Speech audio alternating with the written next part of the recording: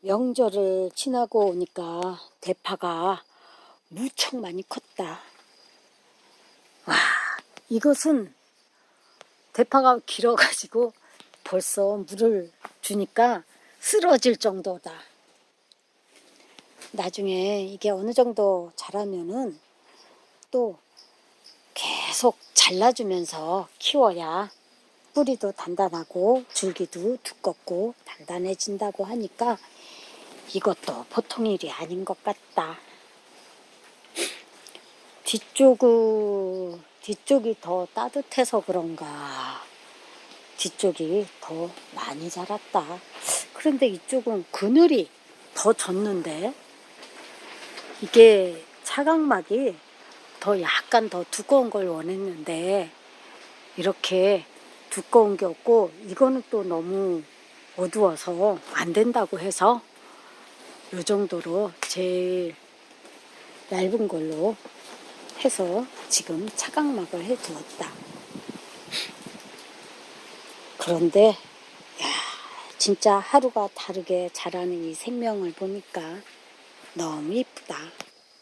추석을 지나고 오면은 다시 좀 갈 수 있으려나 했더니 우리가 없는 동안에 또 비가 많이 왔었는지 물 빠짐이 제대로 안 돼 있다.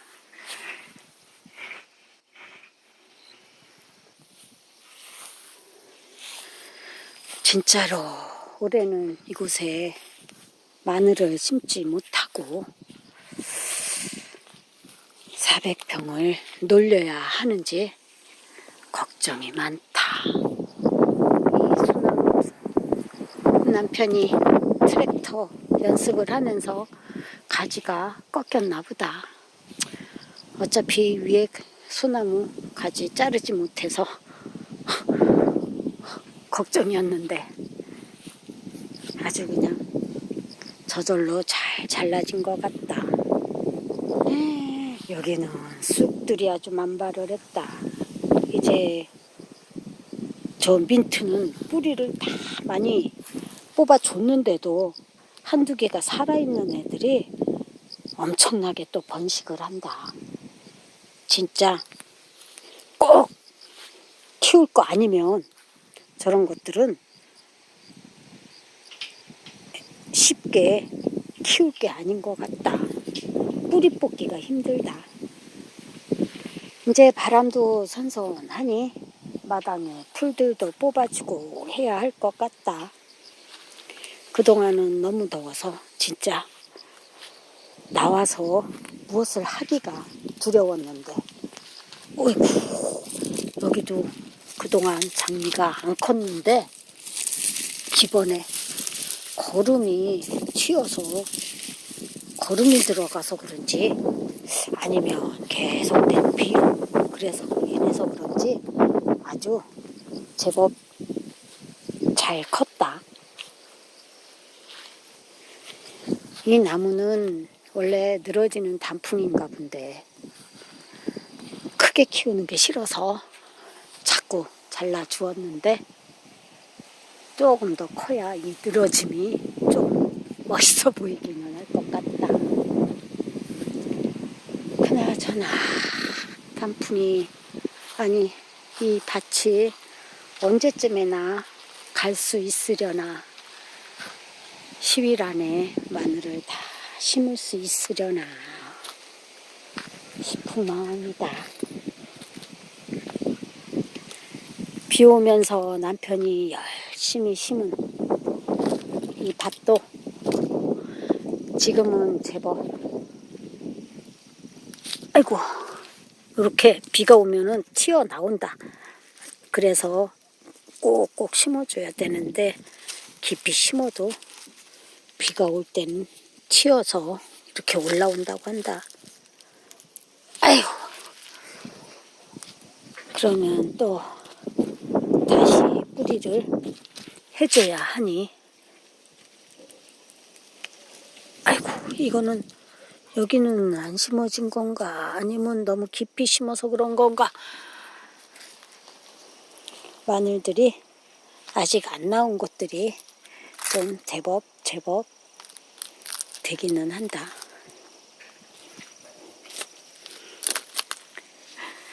이렇게 옆으로 비껴서 크는 애들도 있고, 이것도 뿌리는 났으니까 날 것 같으니까 우선 옆에다가 좀 심어줘야 될 것 같다. 아이고, 땅이 딱딱해서. 아니, 이렇게 딱딱한데 왜 저기 진짜 로타리를 갈아야 할 때는 푹푹 빠지는지. 에이, 거꾸로 됐으면 참 얼마나 좋을까 싶은 생각이 저절로 든다. 이것도 비가 작물이 심어 놓은 거 있을 때는 비가 며칠에 한 번씩 알아서 와주니까 물을 안 줘서 고마운데, 저렇게 빈밭이 비로 인해서 심지를 못하니까 또 저거는 또 안타깝다. 진짜 올해는 1000평도 안 되는 마늘 심어야 하나 싶으니 참 내년에 마늘값도 쌀 것 같다고 하는데 양이라도 있어야 싶은데 하는 마음이 있기 때문이다. 와, 여기 비닐 안 덮은데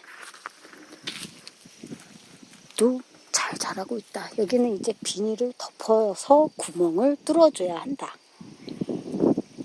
그래서 처음에 아예 이렇게 구멍이 있는 비닐에 마늘을 심어주면 두 번 일을 하지 않아도 되는데, 올해는 비가 너무 많이 오니까 사람들이 밭은 갈아놓고 비닐을 덮지 못한 사람들이 많아서 이런 상황에, 이런 상태로 마늘을 심은 사람들이 거의 대부분이다.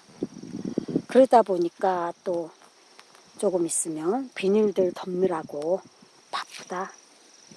이렇게 싹들이 나고 나면 비닐을 덮어서 구멍을 해줘야 추위에 냉해를 입지 않고 하기 때문이다. 우리는 심은 것은 다 비닐까지 작업을 한 후에 심어서 더 손을 볼 거는 없는데, 저건 아예 노타리까지 치지 않아서 마늘을 심지 않았다는 게 좀 아쉽다.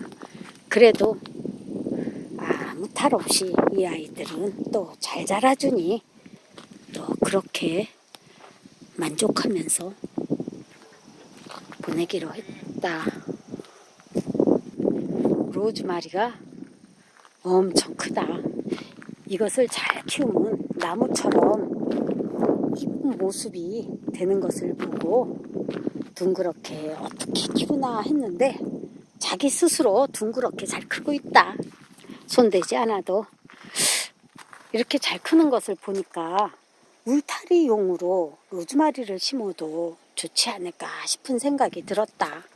회양목보다는 로즈마리가 향도 좋고 바람에 흔들리니까 로즈마리의 향이 아주 짙게 나는 게 참 좋다. 또 봄에는 꽃도 피고 4년, 심고 4년 후부터 꽃이 핀다고 했는데, 오늘은 딱 한 줄기에서만 올해는 꽃이 피어서 많이 아쉬웠다. 내년에는 좀 더 풍성한 꽃이 열리지 않을까 기대를 해보는 중이다. 놀러 가지 않아도 그저 집에서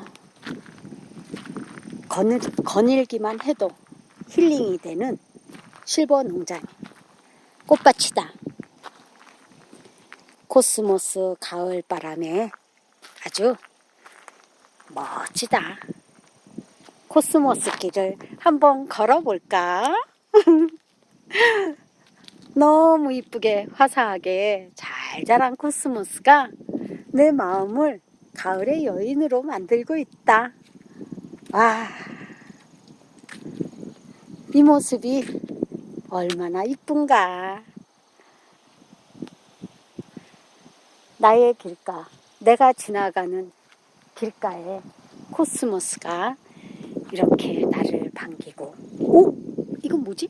아, 이거는 황금 코스모스구나. 로즈마리인 줄 알았네. 너무나 이쁘다. 이제 조금 있으면 국화도 꽃을 피우고 하기 위해서 방울 전부 꽃봉오리를 맺고 있다. 그런데 이거 국화 꽃봉오리가 맞나? 요상하게 생겼네. 시야가 확 트인 공간에 살면 눈도 맑아지고 마음도 편안해지고 모든 것이 편안해지는 것 같다. 가을에 먼 길 떠나 고생하지 않아도 되고 아무 곳에나 자리 펴고 누우면 내 자리요 꽃밭이요. 또 힐링의 장소. 여기에는 그 사이 꽃무릇이 엄청나게 활짝 펴 있다. 꽃무릇이 얼마나 잘 번지는지 아주 한 10개 정도 가지고 와서 심었는데 이렇게 많이 번졌다. 3번째 꽃이 핀 거다. 그런데 알고 보니까 꽃무릇이 쪽나눔을 할 수 있다고 한다. 그것을 모르고 그저 자연 번식만 열심히 기다리고 있던 실버가 이제 알았으니 내년에는 봄에 캐다가 말려가지고 가을에 쪽나눔을 해줘서 더 빨리 번식을 할 수 있게 도움을 줘야 될 것 같다. 그러면 여기가 전부 다 꽃무릇밭이 되겠지. 봄에는 꽃잔디, 가을에는 꽃무릇과 코스모스, 또 국화꽃이 우리의 실버 농장을 마음껏 향기롭게 해줄 수 있을 것이다. 물론 로즈마리도 삽목을 해줘야 되는데 이상하게 실버는 삽목에 기술이 없어서 그런지 다 죽는다. 제대로 못해서 그런가 보다. 그러니 하는 것마다 동백꽃도 삽목을 했는데 다 죽었다. 제대로 배워가지고 해야 되려나 보다. 오늘은 꽃무릇, 실버 농장에 활짝 핀 꽃무릇과 또 가을에 꽃 하면 빠질 수 없는 코스모스를 보면서 힐링하는 실버 농장으로 가을 여인이 되어 보았다.